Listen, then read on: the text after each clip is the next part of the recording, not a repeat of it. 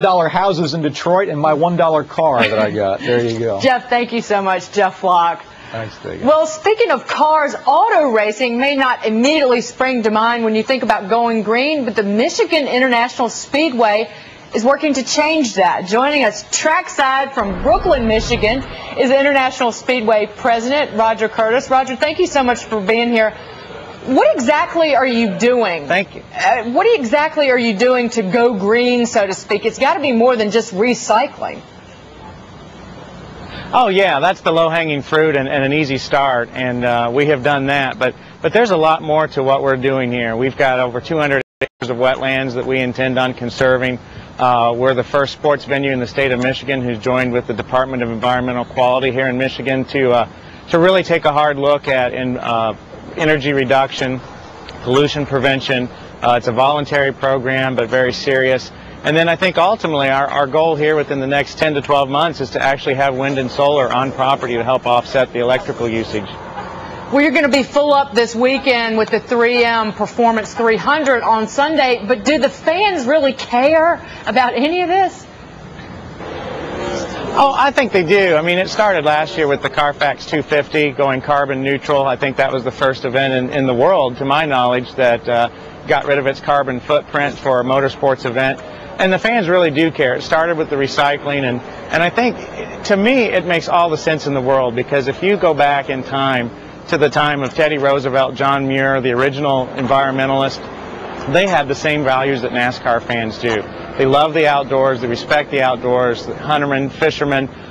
These are very important to our fans, and so to me there's a very direct connection. They get the concept of conservation and preservation, and if you have, like NASCAR, 70 million fans, and we don't get 75 million here, but we get our fair share over our 2 race weekends, if we can get those folks engaged and active, that's going to do a lot to help our environment. It does seem, though, Roger, like a strange juxtaposition, because you're a speedway going green, but the cars on the track get, what, 4.5 to 6 miles per gallon? Well, I don't think so, and here's why. I mean, you know, DuPont's and U.S. Steel's and many other companies in the world, they're doing a lot of green initiatives and doing some tremendous work. And certainly there are cynics out there that can say, well, they should be doing more, or they're still making plastics or making steel or what have you. But the reality is everyone is trying to do something. And I don't think that the fuel that's used in the cars on the track makes that much of a difference. As long as you're engaging in something, and we are here, and we're trying to activate our fans to get them to understand what to do, to be a leader, to be a catalyst. You don't have to go totally green. If you can get a lot of people doing a little bit, that's going to move the needle a lot. What is the cost to you to go green? Are you saving any money, actually, or is that also part of the ultimate goal, saving money? Oh yeah, I mean, let's be realistic here. I mean, we're a business, and we certainly want to improve the bottom line, be it increasing revenues or lowering our expenses. But I also think there's a way to do this and do the right thing. So I think we're trying to show as a leader that we can be pro-business, we can be pro-environment, and we can do it at a motorsports venue, which I do think there's a connection there, and I hope we're going to hopefully do some great things with it. Speaking of, well, it's been a tough environment. What about attendance this weekend at the race? What are you expecting? Oh, we'll have well over 100,000 people here. You know, we'll be a little bit short of a sellout, but we have 130,000 seats. So to still have 100,000 people with the gas prices, the economy, I think it's a true testament to the passion of the NASCAR fan. And fortunately for us, for our fans here at Michigan National Speedway, because we do have a very unique brand. We're NASCAR in a national park, so these green initiatives are a natural extension of that, and to have over 100,000 people here twice a year is pretty amazing. They're great fans. Who are you rooting for?